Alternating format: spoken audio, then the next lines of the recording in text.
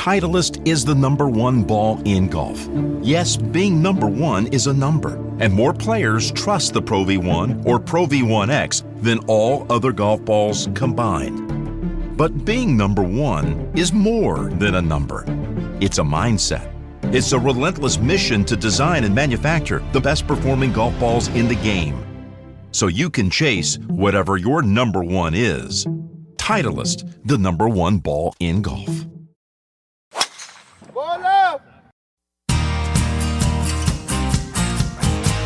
I've never seen anything like it before, and to attempt to hit the ball out of there is pure madness.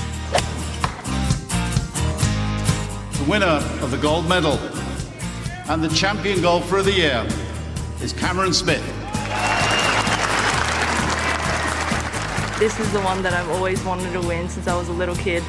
So it just feels pretty amazing to be able to get it done today. It's amazing that it's my destiny to be the first Aussie to win. Just incredible. Hello and welcome to episode 61 of Playing from the Tips, the preview and tipping podcast presented by Golf Australia magazine that traverses the globe and the various tours of the world to get you up to speed and in the know. Jimmy Emanuel is my name, and I have the dubious distinction of trying to wrangle our so-called experts as the host of this show, which this week visits Singapore, Texas, China and Korea. The first of our so-called experts has a new nickname. After finishing school last week, he's no longer Little Roddy. Please welcome regular Roddy Murray. The professor, the graduate. Don't get ahead of yourself. Don't get ahead of yourself. Yeah. Remember, school finished last week, which doesn't mean Roddy's finished doing his school work. So don't confuse the two. Subtle but significant differences. Just take off that jacket with the patched elbows. Yeah. It's not quite ready Letterman for that. jacket. Yeah, that's right. Next, he didn't add to his tipping win tally last week, but he did add to his record as a millstone hanging around the neck of Ewan Porter as a 4-ball partner. Nice. Who else but Adrian Still got Lowe? to a win. We still won. He still won. I played my supporting role. I just don't make a big deal of it. I contributed a lot more than what it just seemed. He actually last week ushered in a new golf style deal that I've never seen. Oh, this will be good. Where he would have the camera strap around him as he would chip and putt. Not with tee shots, but with the camera strap around. Is that an aid? Is that against the rules? Are you putting up with that? Oh. It was a distinct disadvantage. Absolutely. Something was a disadvantage, judging by his play. As we do each week, we're going to look back at last week before we jump into LIV, PGA, DP World and Asian Tour action for this week. Highlights, lowlights last week. Everyone's talking about, obviously, LIV Golf Adelaide. That's probably the jumping off point. I think, obviously, the teams thing showed its first real showing of its ability to be the capturing sort of thing for the fans. Because it got tribal. It did. It probably went too far. I mean, people yelling in backswings and stuff. Would have been different had those same two teams, exactly the same scenario this week. A crooked cat. Would be a different... or formally. If you'd had those same two teams in that whole scenario, but in Singapore instead of Adelaide, you'd have had a very different vibe to it. So that tribal nature is exactly right. Is it? You get that, you get lucky, with that. You have it in South Africa where it might happen in their South African team, but it's kind of dependent. Interesting though, they must be looking at that. 2 years in a row, Adelaide has been just a standout for LIV. Yep. So there's something about that model. Is it just Australia? Is it a one-off? Is it an outlier? Yeah, it is. Can they? It seems there's still flaws in the product. I tried to watch it and I still couldn't understand what the hell was going on. I understand. It's an easy fix. And I understand it's really a part of the DNA of the whole thing that they need to have shotgun starts for this final round. Have it for the first 2 rounds, but for this final round, it just doesn't work. You lose track. It's just this. There's a lot of shots, which is really good. You see a lot of golf. Yep. But it's just... Can you keep up cut to a player, he's hitting a shot, you've got no idea where or why or what's at stake, and then it lands on a green, and then they cut to another player, it lands on a green, and you just don't get a sense of what the challenge is ahead, which you get with players hitting off in sequence. And I know it's a really difficult... They've painted themselves into a corner with the brand of how they're doing the product. But if they go to 72, which they've got an opportunity then... Maybe. Then you do the seeded thing on the say this is the new innovation at 72. They want to fit everything into a TV window and everything. I understand that, but there's no interest in the bottom of the field by day 3. So just still have the same TV same winner. things are Well, true. the attempt with the team change this year to make all 4 scores count on the final day is to try and bring that interest into the bottom half. So that's a because who was it in the South African team let them down with that? Yeah, well. But I'm not interested. Like at the moment, it takes me out of the whole narrative of the tournament when they cut to that player. But finally, I think I understood the team thing this time. Louis got the putt to make the team playoff or decide the team event, but he's doing it on the second hole. Yeah. And you've got these amazing scenes of down the last hole where there's every member of the crowd is on the fairway down the sides in the stands, and they must go, well, what happens now? Because it's super confusing. Yeah. It didn't showcase the Grange as well as it could have. Yes, great, incredibly popular, but that doesn't validate any of those problems. Like, it's very popular because we're starved of really Should they high-class just go golf, all in, give up on the individual and pursue the team thing? Because that, I think, is what dilutes it. Having both going on at once, it's a problem for the world golf rankings, obviously. Good Lord. You this time instead of me. It's a problem for the world golf rankings. Maybe it's a problem for the product as well. Everybody says the same thing. It's right hard there in to the name, follow though, 54. both. Yeah, that's it. It's right there in the name. 54. Yeah. Anyway. They've got Club 54, Rod. What are you going to do for the hospitality? It's Club 54. Are you going to call it Club 72? I don't think so. There used to be a club in Sydney called Club 77, but I think that's all the things they have to go through now. And when you look at Adelaide, do you now look at it and say, well, maybe we need to not have the exact same format everywhere we go? Do we play different events in different parts of the world? The advantage they've got in many ways over the PGA Tour is they can do what they want. They're a young product. Change is acceptable to a fan base and it's innovative and they can do all that. The PGA Tour, every time they try to change something, that's right. A, they get it wrong, and B, the fans just belt. And I think culturally, though, they're not exploiting that agility that they've got as the startup. That's why they're not a really good disruptor, is because they're not prepared to pivot and do. They just do little some changes things and stuff. so well, and they almost immediately do something so awful that it cancels what they've done so well. The product still has problems. It's like It does. It's so And popular in potential Australia. is It's the because it's like the hot dog that you get after 9 holes that's far away from the clubhouse, and you think this is the best hot dog I've ever had in my life. But in any other context, that hot dog is just a hot dog. Yeah, being the only hot dog that you're getting access to really helps there, doesn't it? Yeah. And So LIV Golf Adelaide's just a hot dog. And with one of the things being that come next year, no one will be able to tell you Brendan Steele won the individual event. No, that's what I mean. Do they just lean into the team thing? Yeah. Just, really do something bold. The problem for me, part of the marketing problem they've had is the claim of being the innovator, the disruptor, doing the really different stuff. And you turn it on, and what does it look like? Looks like the PGA Tour with players in shorts. They haven't done anything innovative. No. It's blokes playing golf. Critically, I think it loses that context of like you don't know what challenge is lying ahead. And it solves the problem for the casual viewer who just wants to know what the scoreboard is, how many holes to play, this is the finish line, whoever's ahead is really ahead. There's no sort of false like, oh, this person has 2 par 5s to go, although it still has that. Yeah. But I think that's an easy thing for a golf viewer to soon grasp, is that, oh, this person has this challenge ahead of them and that other player has gotten through that challenge and they're at that. So there's or missed that opportunity, and this player has this opportunity ahead of them. Like that's actually a positive for golf coverage, which you lose with the shotgun start. And the last problem they've got in the teams format is, of course, that team golf is fantastic when it's head to head. It's why the NCAA thing is so popular when it's on the Golf Channel. It's why the Ryder Cup is so popular. Is that the individual matches are players against players, and I don't know how you solve that. So there's lots of you can see that there's a lot of good ingredients there, but how do you put them in the pot and make a dish that works? Yeah. And that's exactly the bit that they're.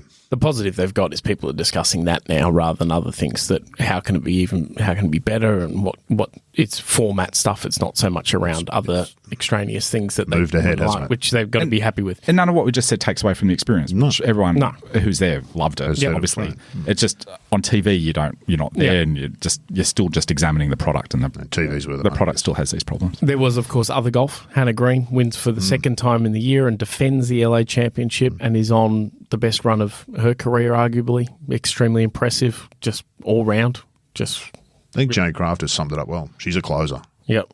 That's that energy I think you sense from Hannah Green. She's a closer. If she's thereabouts, Peter Senior like. If she's thereabouts, put your money on her, because you know she's going to. If she doesn't win, she'll have done everything possible to do so. Yep. Yeah. And then the other thing was PGA Tour teams, which just sort of milled along the back, and then Rory McIlroy and Shane Lowry win on Sunday, and it kind of reinvigorates a bit of. Rory looked as happy as he's looked in a long, long time. Gave that tournament a boost that it really needed. I still think it's a really boring event, and but it's the first time the biggest team that's shown up has gone and won. I mean, Cam and Leash won a couple of years ago, but they weren't the biggest team by any stretch. And the biggest team actually won, a team with a story. It had everything that tournament needs. They had to work for it. Though interestingly, and I think this points to your problem, the tournament itself still problematic. By far, the greater exposure came from Rory singing. Yeah, 100%. While having beers afterwards.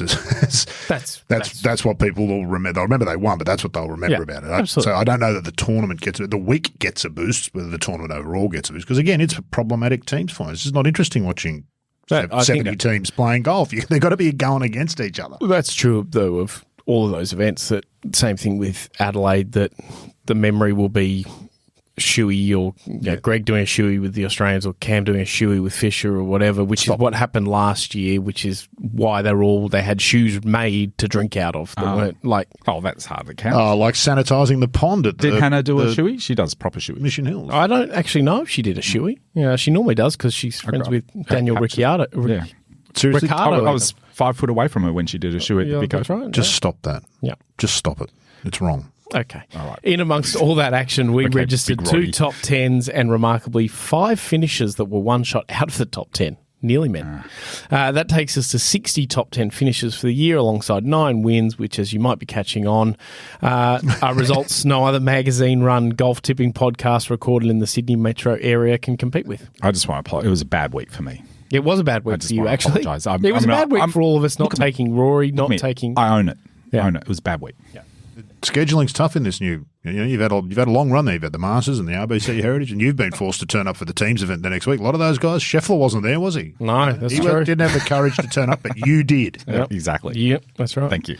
On to this week, and given it garnered the most attention last week, we will lead with LIV Golf, which for a second year in a row follows its biggest tournament with a week in Singapore, where there were decent crowds last year, but that kind of inevitable little bit of air out of the balloon when it gets there. Singapore golf crowds love golf, but aren't raucous, they're not loud, they're not anything like Adelaide.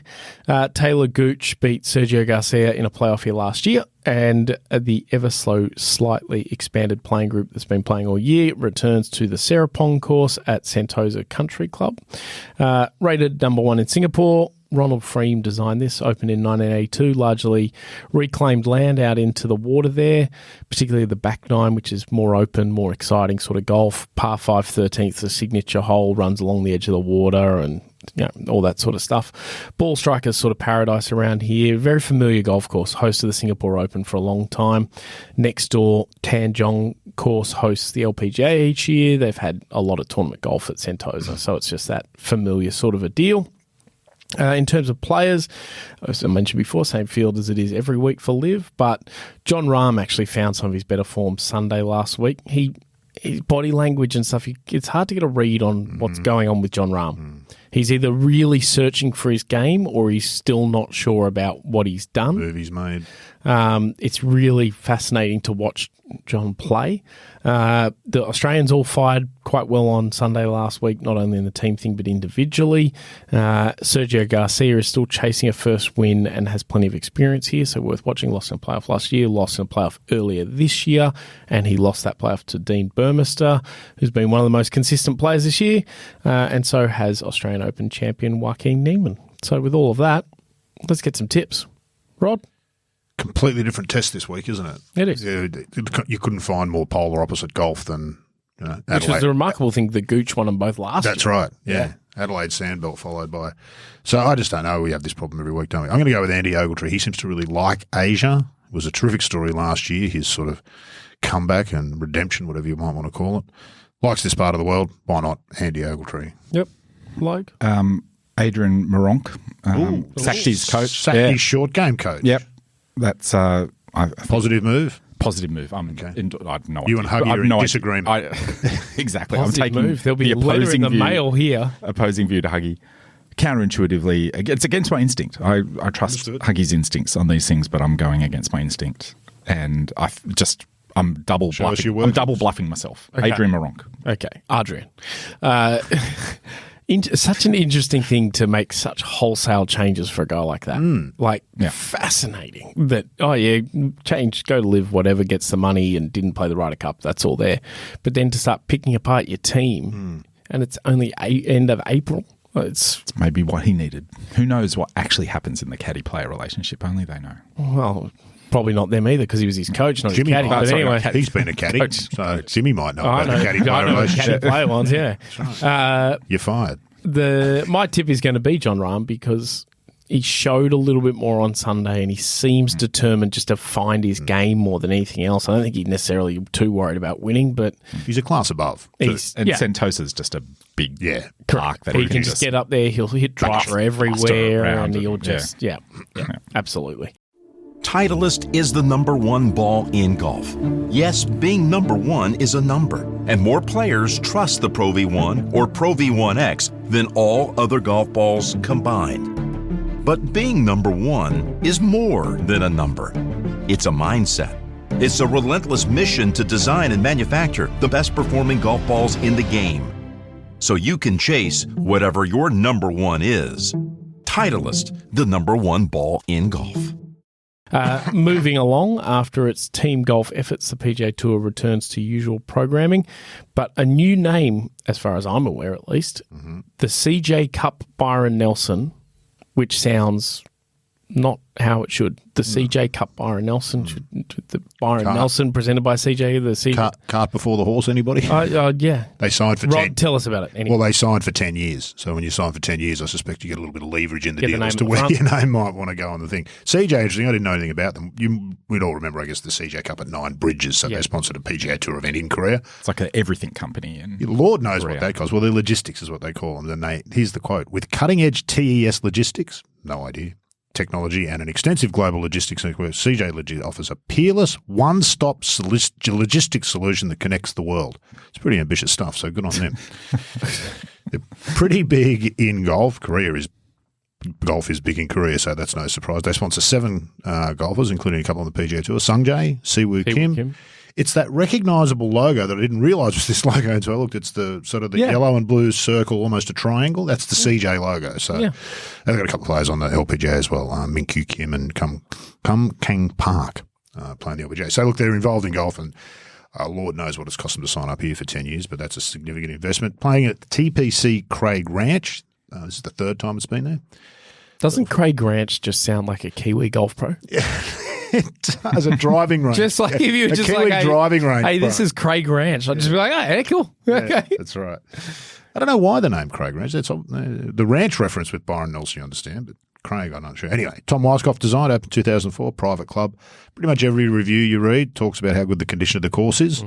So expect it to be in nice shape this week. It actually it's one of those courses that looks big, lack of trees, and so there's a lot of long views. So a bit like Royal Melbourne, it feels like it's got How do you make a small property look big is open it up. Yeah, absolutely. And they do that really well. I've never been there, obviously. I watched a YouTube video flyover of all the holes. Looks to be short grass around the greens, which is always more interesting. There's a creek runs through the place. There's water on a lot of the holes, though not always in play. Demands all sorts of shots around the greens, little knobs and things to bounce off. Lots of ground game we'll see this weekend. I like that. I don't know if everybody does, but I do. The fairways are wide. There's not choking rough down the sides. So it's really going to be about iron play, short game and putting this week. 17th par 3 interestingly became a stadium hole last year. You know, we try and copy this stuff. We saw what happened in Adelaide at the weekend. Here's something interesting. After being fully enclosed last year, this year they've removed some of the structures and had opened it up on the left-hand side. What's going on there, Jimmy? Shouldn't a stadium hole be a drunken, enclosed space? If you haven't sold them. You think that's what's happening? If you haven't sold the corporates, maybe not. I don't know. I just thought that was an interesting thing. Most people are trying to create the opposite. And they've tried it and said, okay, let's take a bit of that away. It's just, anyway, we'll see what it looks like. Maybe they think the wind comes from in there and they want to make it more. Yeah, it could be any kind. Yeah. If you'd have researched the bit better, you might have been able to tell. Well, I did. Maybe logistically it's better according to CJ Cup. There hasn't been. They're not just logistics, by the way. It's the everything company. Mostly food, actually. Is that right? Did you look up CJ Group? Looked up CJ Golf Sponsor. No, CJ Group. Oh. They're like the everything company. Are they? There you go. So, you know, they do. A couple of those like Amazon, Hyundai and meats, Samsung. They just make everything from excavators to mobile phones. It's like, what sort of a factory is that? Anyway, it all makes for pretty low scoring. Winning totals over the last 3 years have been 25, 26 and 23 under par last year, which was Jason Day, of course, first win in 5 years. He'll be back again this year. Talking about players, this is maybe the downside of signature events. It's a pretty weak field. Spieth is the highest ranked player in the field at 20th. It was the last time we had a PGA Tour event with none of the world's top 19 in it. That can't be good for the brand and all that other stuff that's going on behind the scenes. Spieth not exactly ascendant either. At the moment, that's exactly. I mean, he always gives good value for money. If you follow Jordan Spieth every round he played, you see some exciting stuff. But yes, grading on a curve, he's not doing the job at PGA Tour level. No, well, this is one of the ones he played as a teenager, and he gets his. It's Texas, his starts, and like Augusta every year, he can get here and just be the Jordan Spieth of 2015 for a week, and then who knows what goes on after that. Will Zalatoris, I think he finished well last year. Obviously, Dave's back to defend. Sungjae and Siwoo both in the field. Thanks to Adam Stanley, who writes the first look piece for the PGA Tour each week. He always has an interesting little snippet in there. And this week, one of the sponsors invites is a young English guy called Chris Kim, who beat, you remember Miles Russell from 2 weeks ago? Made the cut on the Corn Ferry Tour. Beat him 5-4 in the Junior Ryder Cup singles last year. Trouncing. That's a trouncing. That is a genuine trouncing. That is at that level too. I mean, we're talking last year, you saw Miles Russell just make the cut on the Corn Ferry Tour, so he wasn't playing shocking golf last year. They can really play him. So anyway, Strange in the field, Minwoo, Harrison Endicott, Day obviously, Adam Scott, Aaron Baddeley. Tip, I like Tom Kim because I like Tom Kim. Why not? Nice. Okay. Why not? Everyone likes Tom Kim. It's kind of true, isn't it? Yeah. Can't. President's Cup meeting this week too, because a lot of the internationals are going to be on site. Yes, indeed. I'm keeping it. With Jeff Ogilvy, the recently named assistant captain. Yeah. Yep. Picking up Minwoo Lee, I think, wasn't he, a week or two ago? I'll keep the Tom theme going. Tom Hoagie. Yeah, nice work. Do you know, just in looking into him a little bit, he's made, how much do you reckon he's made on the PGA Tour? $18 million. I was going to say 10. Okay, yeah, it's $18.5 million. But since 2015, it was he your pick as well? Yeah. No, he wasn't actually. Since 2015, he's made $18.5 million. But he's done that with only one win and 14 top fives. Virtual anonymity. Over 250 events. Yeah, it's crazy. It's just crazy. Anyway, this is the sort of week he should be winning because he's one of the more senior players in this field. Nice. So and he's entering the best part of his career. Yeah, so he should win. Tom Hoagie. I am once again going to go with Adam Scott, despite the fact that he hasn't repaid any of these. But last round at Augusta was his best. Showed a little bit. Had a bit of a rest. Texas specialist was he's won this, won Houston Open, won Valero, Texas Slam, hasn't he? Yeah, just obviously something about it. The golf course seems to suit Adam. He was out playing with Justin Thomas at Panther National or whatever that golf course is in Florida the other day. He seems to just be enjoying his golf at the moment, I think is important. And so, he's and he may not be one of the 4 more ranked best players here, but when you look at it, he's class. It's always good enough to contend. Exactly. And then anything can happen. Yeah, exactly. Is he on you and Ferguson watch? Is he a danger of joining Ferguson No, in because Logue's corner? I'm not a vindictive tipper like Logue. I would never do that. And I, unlike Logue, also have to front up to these people occasionally. That's exactly right. Next, we head back to Asia, this time with the DP World Tour and the return of the Volvo China Open. Logue, I can't wait to hear about this Volvo company that's sponsoring the event. And actually, I can't wait to hear about Hidden Grace Golf Club. Oh, yeah, a little bit of information on both those. Volvo China Open, or the Volvo Open de China for our French listeners. And interestingly, it's had a very checkered history in recent past. Maybe Chinese checkers history. Oh. Good Lord. Make it stop. It was a DP World Tour event up until 2019. Then COVID interfered, and it was a China Tour event, which I didn't even really realise it was a China Tour. There were two China Tours. There were two China Tours. I know there's the PGA Tour of China. And the DP World had it. Yeah, the China Tour was how Maverick Antcliffe got a DP World Tour card because he won 4 times. Is that the China? I did know about that China Tour. Yeah. Okay, all right. Yeah, there's the PGA China Tour and there was the non-PGA China Tour. Okay. All right, so it was one of those. It was that for 2 years. Then they abandoned it altogether in 2023. Then 2022. Then it came back last year as an Asian Tour event. It was an international series event actually last year. And now Asian Tour doesn't have anything to do with it. It's been farmed back to the DP World Tour, back where it belongs with the DP World Tour, I feel. It's reunited where it had been for many, many years. So Volvo, I think, look, I did this preview last year and I gave away this tip last year, but I think it's worth mentioning again.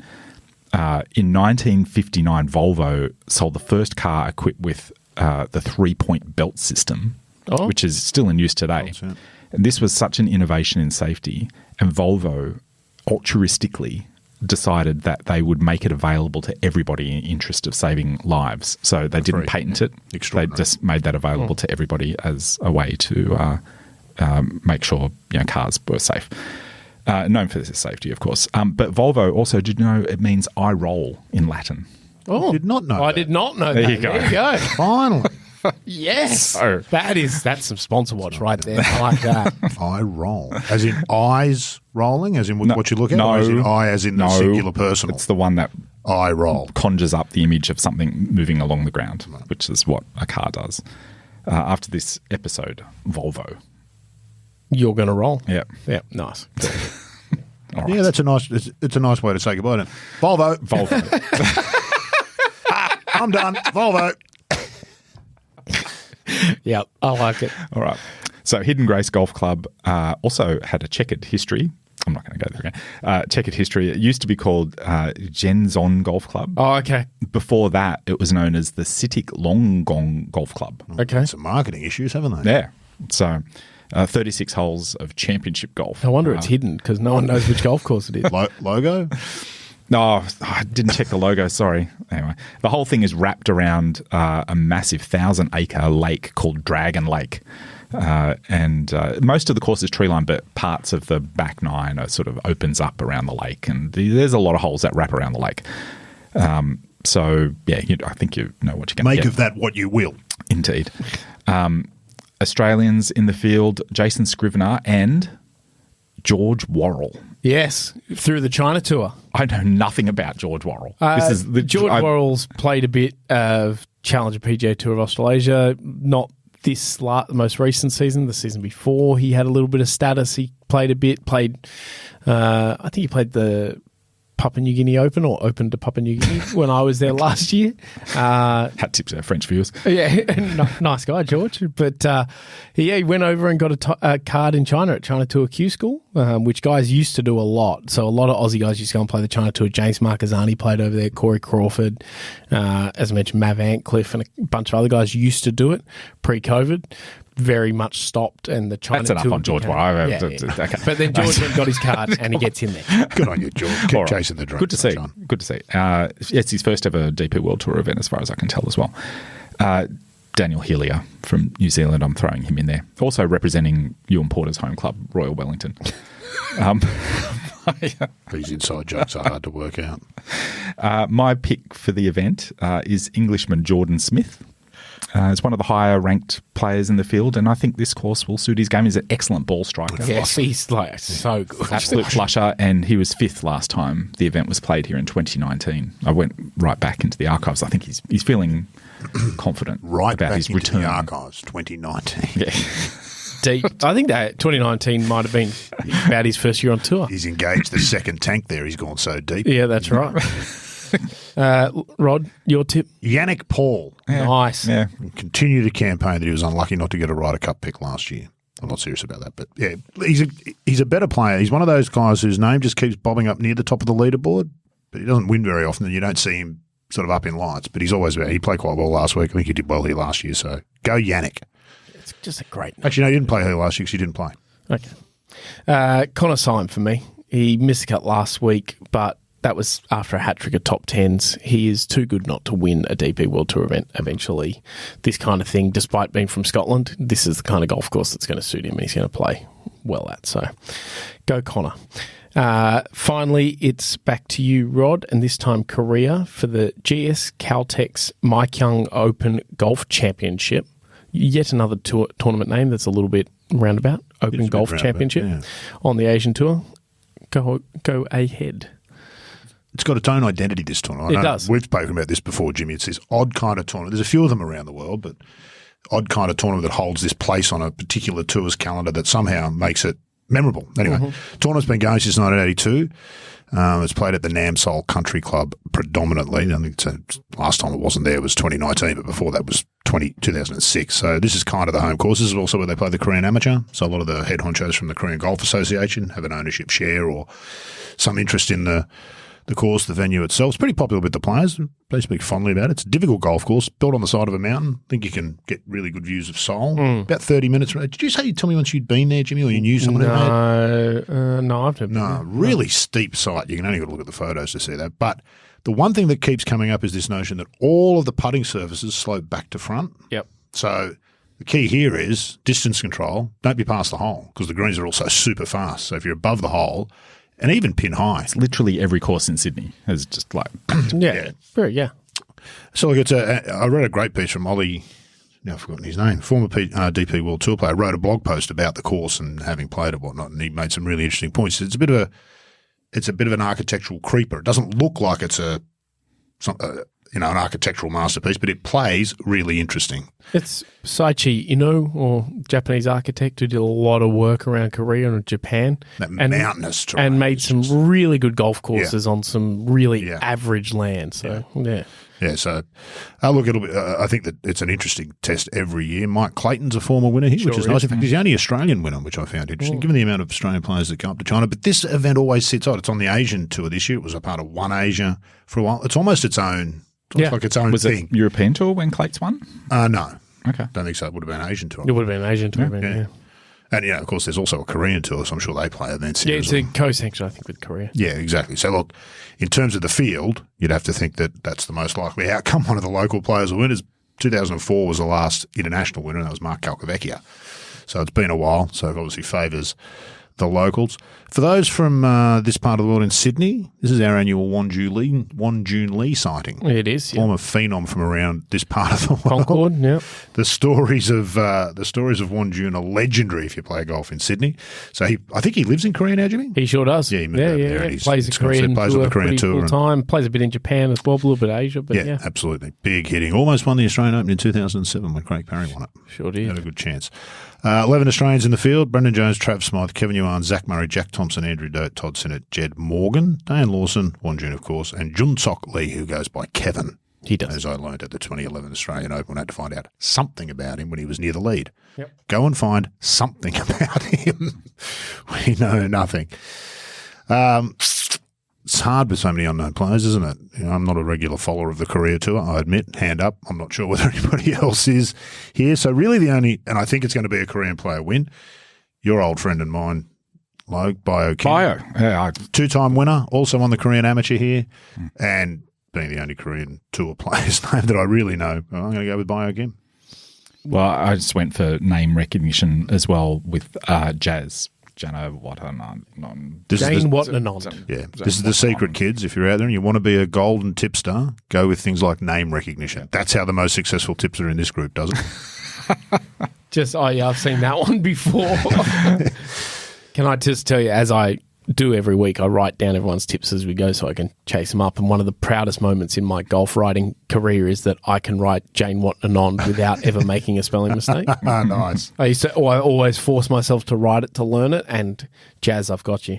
Anyway, I'm going to go with an Australian because why not? Why not? Clates won. Clates can win there, anyone can. Clates, if you're listening, that was Jimmy said that. No. Trav Smythe is one of the ones who's very comfortable playing in Asia, very comfortable playing this sort of golf, and he's really starting to kind of understand what being a tour pro is all about, playing all these sort of stuff. And didn't someone pick him last week? Yeah, a couple of weeks ago. A couple of weeks ago. Okay. Couple of weeks ago. He only gets a few shots at this. He's going to be one that's going to just bob up quite regularly, but not win that frequently. He's motivated too, Jimmy. Huge supporter of LIV, wants to get back there. The Asian Tour is the road there. The better he plays here, the better his chances of getting back there. And that's, you talked about Byron Nelson this week. The only reason he played golf was so he could make enough money to buy a ranch. And at 34, that's exactly what he did. So motivated players in that way can achieve. Yeah, and good things. Joking slight on Clates aside, this is a kind of tournament that the internationals who have won are just people who have really good game management. They play really good through the entire golf bag, and they get it around this golf course, which has been the host for a long, long time. But and I think Trav fits right into that sort of mould of sort of people, and he's going to be one of the few non-locals who can win, because I think it's a very heavily weighted towards the local players, as all career events are. That will do us for episode 61. Rod, what does a newly free schoolboy do with his time now? Oh, there's no shortage of things to be done, Jimmy, both here and at home. So I won't struggle to fill the days. Trust me, I've still got school work left over to do, so that'll form part of it too. You could Volvo all around town. I've no time to Volvo, Logue. Head down. Logue, will you be Volvo? No, you can't ask someone if they are going to be Volvo. I just verbalised it. I made it a verb. You made it a verb? Volvo? Could it be a question? Volvo? Oh, it is a verb. I roll. I suppose it's just conjugated with a Volvus. That's enough. You can, of course, follow along with all these tournaments and so much more on the Golf Australia magazine website, golfaustralia.com.au, where you can also listen to our sibling podcast, The Thing About Golf. Rod, anyone coming up of note? Yes, I had a chat with Jeff Shackelford last week. Oh, that's a good one. Yeah, good one. As always with these interviews, you finish and you think to yourself, these are the 100 questions that I really wanted to ask before we started and I never got to them. So it's always the way. But good stuff. Shackelford is I suppose he's polarising in some ways, isn't he? He is. But he's well known. And it makes him interesting. He's been a really interesting and productive part of the golf media for a long time. So I wanted to have a chat to him about that. And so that'll be out on tomorrow. I love that every time I throw to Rod about who's the next guest, I never actually know. No, that's and right. it always ends up with a really good little one. It's been on a hit at that point. Sometimes I don't know. Just before we go, Jimmy, I did want to mention the highlight from last week, Manon de Roy winning on the Ladies European Tour. Of course, played the New South Wales Open, Women's Open at Dubbo 2020. Should have won that tournament. Was incredibly gracious after giving up a 5-shot lead on the Sunday. Yes. I just wanted to make sure. Well done, Manon. I was there. Well done, Dubbo Golf Club, once again. Well done, Manon. Thank you for listening, and we will be back next week on Playing from the Tips.